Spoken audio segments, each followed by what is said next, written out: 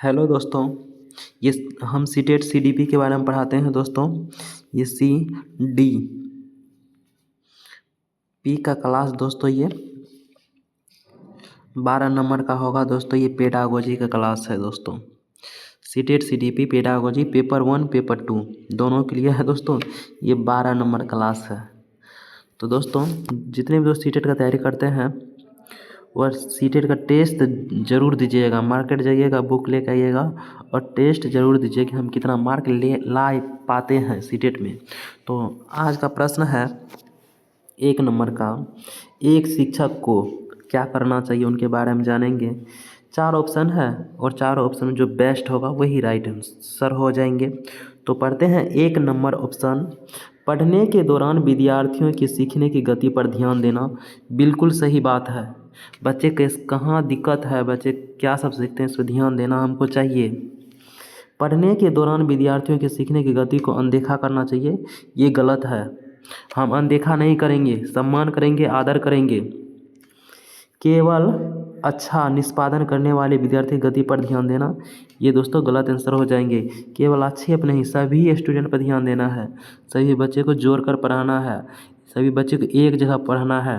बच्चे को ना तो बांटना है ना वर्गीकृत करना है। बच्चे को कभी नहीं वर्गीकृत करना है, नामीकरण कभी नहीं करना है। वर्गीकरण फर्स्ट सेकंड थर्ड में बच्चे को कभी नहीं विभाजित करना है। बच्चे को कभी भी अंक ग्रेड मार्क नहीं देना है।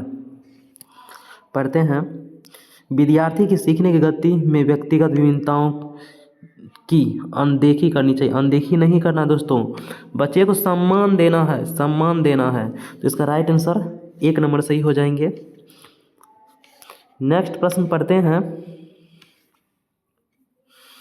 2 नंबर प्रश्न है, सीखने की उद्देश्य हेतु आकलन का उपयोग करने के लिए एक शिक्षक को क्या करना चाहिए। पढ़ते हैं, सत्र के अंत में परीक्षा का आयोजन। परीक्षा जहाँ परीक्षा आएगा दोस्तों उसको काट दीजिएगा। बच्चे से परीक्षा नहीं लेना है, केवल मानकीकृत परीक्षण को। मानकीकृत दोस्तों जहाँ आ जाएंगे मानकीकृत को काट देना है, क्योंकि ये नेगेटिव वर्ड है। सभी बच्चा एक समान होते हैं, मानकीकृत का कहना है सभी बच्चा को एक समान पढ़ाइए, नहीं। सभी के लिए अर्धवार्षिक परीक्षा का अनिवार्य। बच्चे को अर्धवार्षिक परीक्षा या वार्षिक परीक्षा, बच्चे से परीक्षा लेना ही नहीं है। बच्चे को अंक ग्रेड मार्क देना ही नहीं है सीटेट के अनुसार। बच्चे को नौकरी रोजगार के लिए पढ़ाना ही नहीं है।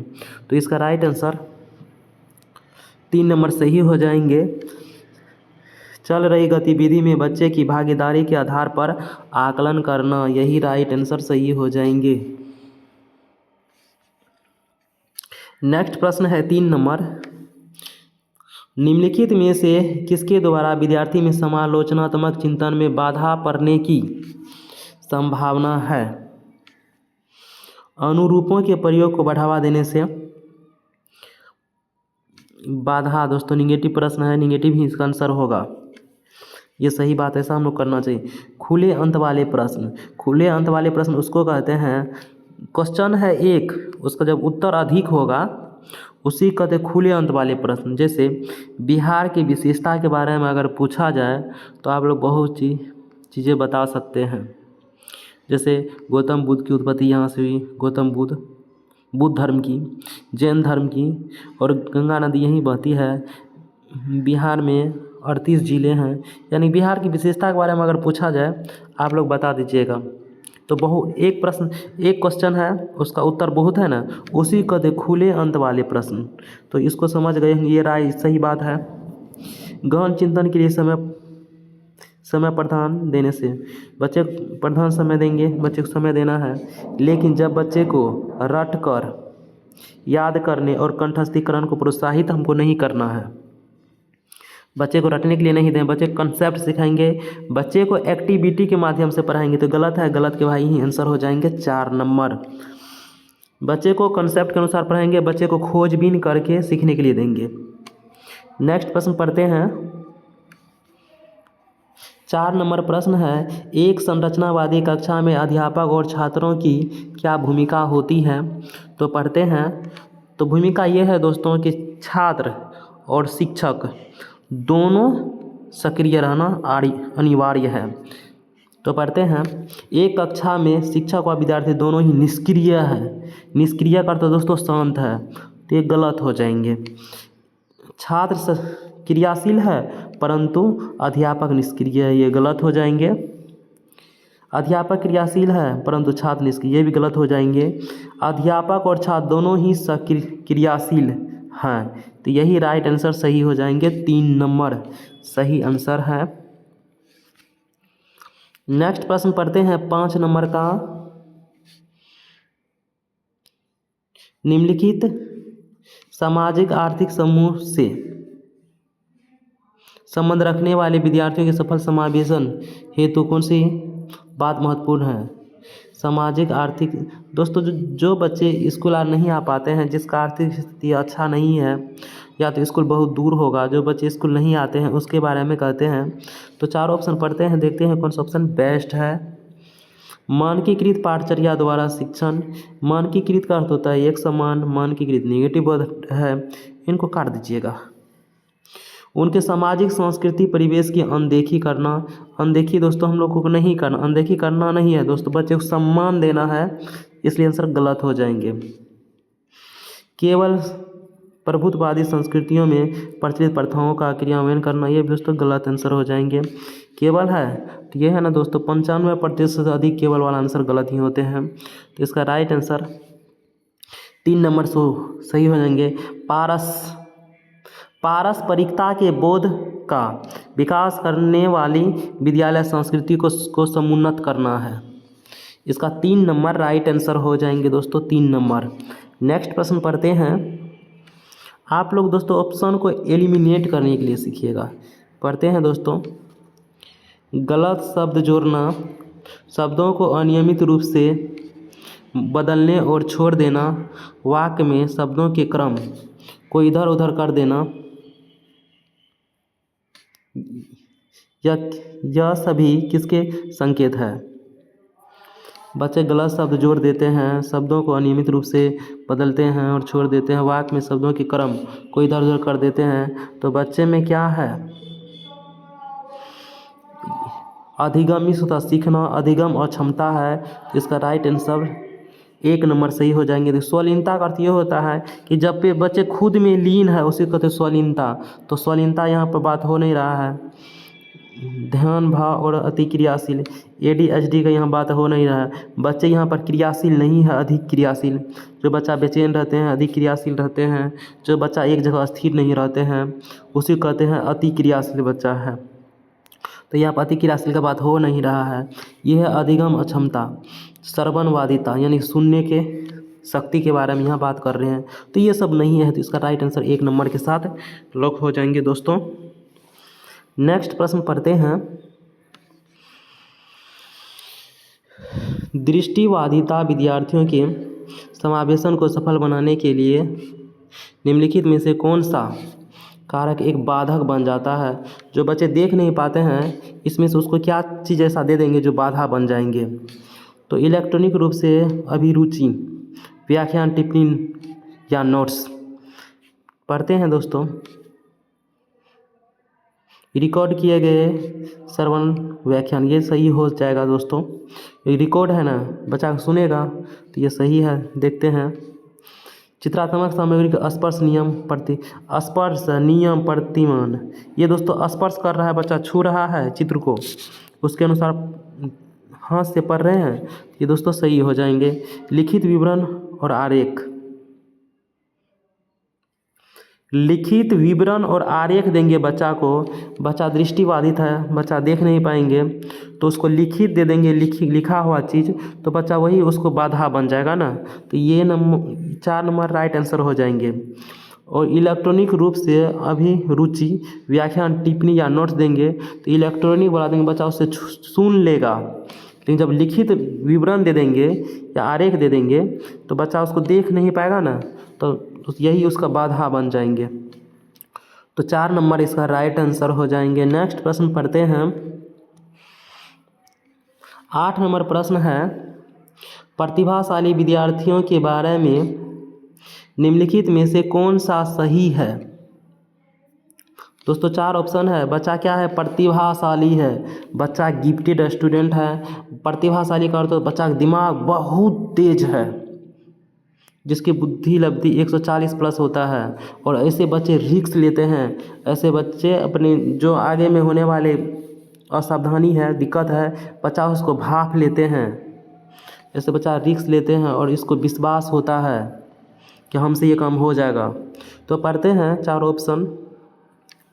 एक नंबर है वे अत्यधिक प्रयास द्वारा सीखते हैं। नहीं दोस्तों, जो बच्चा प्रतिभाशाली हो अत्यधिक प्रयास नहीं करते हैं, किसी भी काम को जल्दी सीख जाते हैं।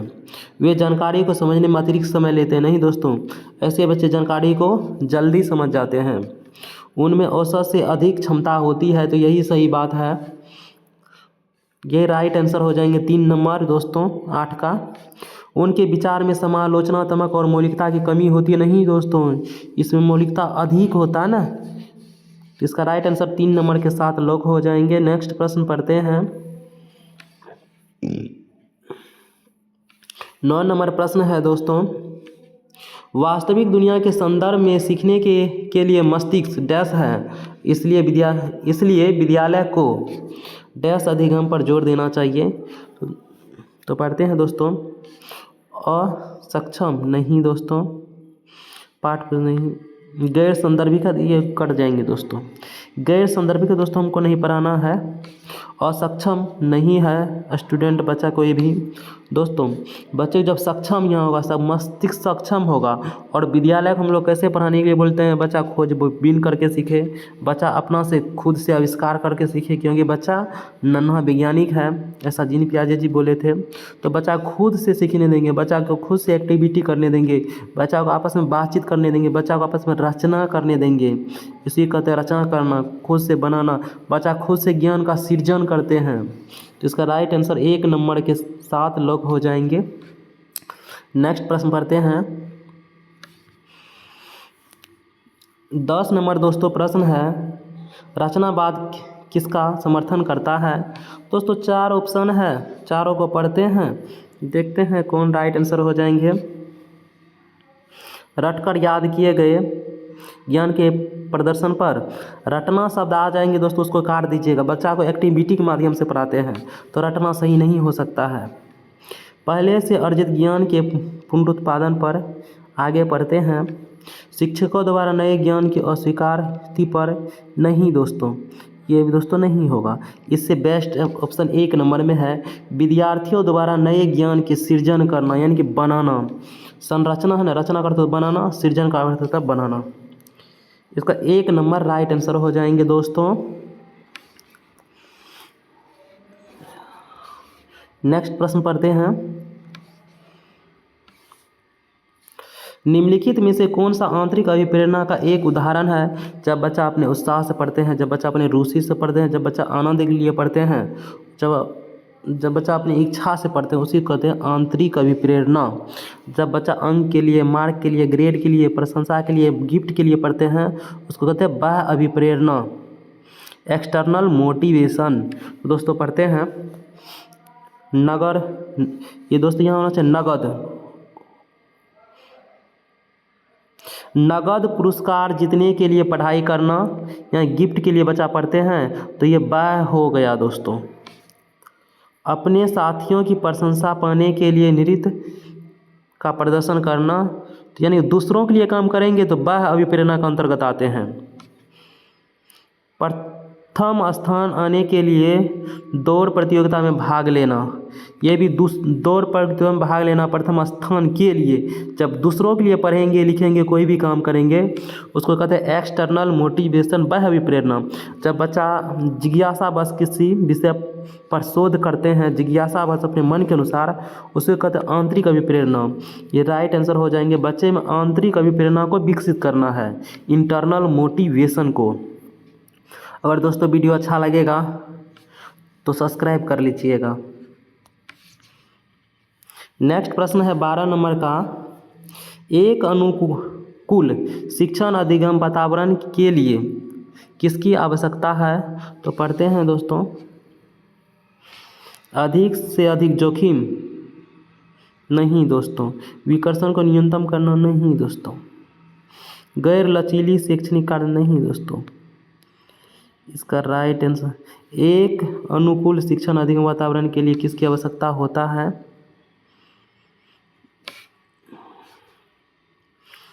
गैर लचीली शैक्षणिक कार्यप्रणाली, ये तो कभी हो ही नहीं सकता है। व्यक्तिगत भिन्नताओं को नज़रअंदाज करना, ये भी कभी आंसर हो ही नहीं सकता है। और अधिक से अधिक जोखिम, ये भी आंसर कभी हो ही नहीं सकता है। आंसर होगा 2 नंबर, विकर्षणों का न्यूनतम होना।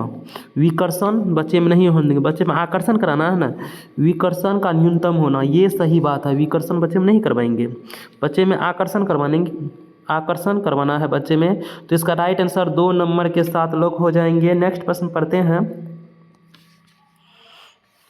13 नंबर दोस्तों प्रश्न है, अधिगम प्रक्रिया को सुसाध्य करने के लिए एक अध्यापिका को ऐसे तरीके इस्तेमाल करने चाहिए। 4 ऑप्शन है, चारों में जो बेस्ट होगा वही राइट आंसर सही हो जाएगा। जो विद्यार्थी के बीच प्रतिद्वंद्विता रूपी संस्कृति पैदा करे। प्रतिद्वंदिता का अर्थ होता है दोस्तों, प्रतिद्वंदी का अर्थ होता है जो कंपटीशन करते हैं, कंपटीशनर, यानी कि बच्चे को कभी भी एक दूसरे से कंपटीशन नहीं करवाना है, बच्चे को रोजगार के लिए नहीं पढ़ाना है। इस सब बातों को याद रखिएगा। 3 नंबर प्रश्न है, 3 नंबर ऑप्शन, जो विभिन्न संकल्पों के बीच संबंध जोड़ने को महत्व दे। पढ़ते हैं। जिसमें संकल्पना और प्रगतिकरण जटिल से सम्मान की ओर है। पहले दोस्तों क्या होना चाहिए? सम्मान, उसके बाद होना चाहिए जटिल। ये उल्टा है, पहले बच्चे को समान चीज़ पढ़ाएंगे, उसके बाद जटिल चीज़। ये दोस्तों गलत हो जाएंगे। जो विभिन्न संकल्पों के बीच संबंध जोड़ने से, ये भी दोस्तों सही है, लेकिन इसका राइट आंसर 2 नंबर सही होगा। जो अपसारी चिंतन को प्राथमिकता दे। अपसारी चिंतन का अर्थ होता है डाइवर्जेंट थिंकिंग। डाइवर्जेंट थिंकिंग का अर्थ होता है, प्रश्न है एक और उत्तर जब होता है अनेक। जैसे बिहार की विशेषता के बारे में जैसे पूछ लेते हैं तो उसका बहुत सारे उत्तर हैं, तो वही है अपसारी चिंतन। तो इसका 2 नंबर राइट आंसर हो जाएंगे। 14 नंबर दोस्तों प्रश्न है, भाषा और विचार पर ले वाइगोत्स्की क्या सुझाते हैं? तो इसको याद रखिएगा। ले वाइगोत्स्की है तो ये भाषा का बात करेगा। पढ़ते हैं। संज्ञान भाषा से स्वतंत्र है? नहीं दोस्तों, भाषा संज्ञान में कोई संबंध है नहीं दोस्तों। संज्ञानात्मक विकास भाषा को निर्देशित करता है? नहीं दोस्तों, भाषा संज्ञान विकास को निर्देशित करता है, ये सही बात है ले वाइगोत्स्की के अनुसार। और जब यहाँ जीन पियाजे होता तो उसका 2 नंबर राइट आंसर होता, क्योंकि संज्ञान का बात जीन पियाजे करते हैं, विचार का बात जीन पियाजे करते हैं। और ये वाइगोत्स्की कहते हैं सबसे पहले बच्चा भाषा ही सीखता है, उसके बाद विचार करते हैं। जीन पियाजे जी ये कहते हैं बच्चा सबसे पहले विचार करना सीखते हैं। तो इसका राइट आंसर 1 नंबर के साथ लॉक हो जाएगा। अगर मान लीजिए अगर बच्चा एग्ज़ाम में फेल हो जाता है, कहीं भी फेल हो जाता है, तो इसका उत्तरदायित्व कौन है? इसमें टीचर की गलती है, बच्चा का नहीं है। टीचर अच्छा से नहीं पढ़ाया उसको, इसलिए बच्चा एग्ज़ाम में पास नहीं हुआ। तो बच्चे कभी गलत नहीं होता है, इस बात को याद रखिएगा। बच्चे में कभी भी कमी मत निकालिएगा। नेक्स्ट प्रश्न पढ़ते हैं। 15 नंबर प्रश्न है दोस्तों, छात्रों को विभिन्न प्रकार की सामग्री का प्रावधान करवाना और उन्हें अपने अधिगम को स्वनिर्देशित की स्वतंत्रता देना डैश को बढ़ावा देने की एक विधि है। दोस्तों यहाँ 4 ऑप्शन है, चारों को पढ़ते हैं। यंत्रपत अधिगम पढ़ते हैं, प्रतिस्पर्धात्मक अधिगम, प्रतिस्पर्धा जहाँ है उसको काट दीजिएगा, निर्देशात्मक अधिगम इसको भी काट दीजिएगा। इसका राइट आंसर हो जाना चाहिए 3 नंबर अन्वेषित अधिगम। बच्चा अन्वेषण करके खोजबीन करके बच्चा सीखने पर जोर देते हैं, कहते हैं बच्चा को खोजबीन करके सीखने के लिए पढ़ाइए। इसका राइट आंसर 3 नंबर सही हो जाना चाहिए। दोस्तों अगर हम पढ़ाते हैं, अगर आपको पसंद आता है तो वीडियो को लाइक कर दीजिएगा, सब्सक्राइब कर लीजिएगा। दोस्तों वीडियो हो गया ख़त्म।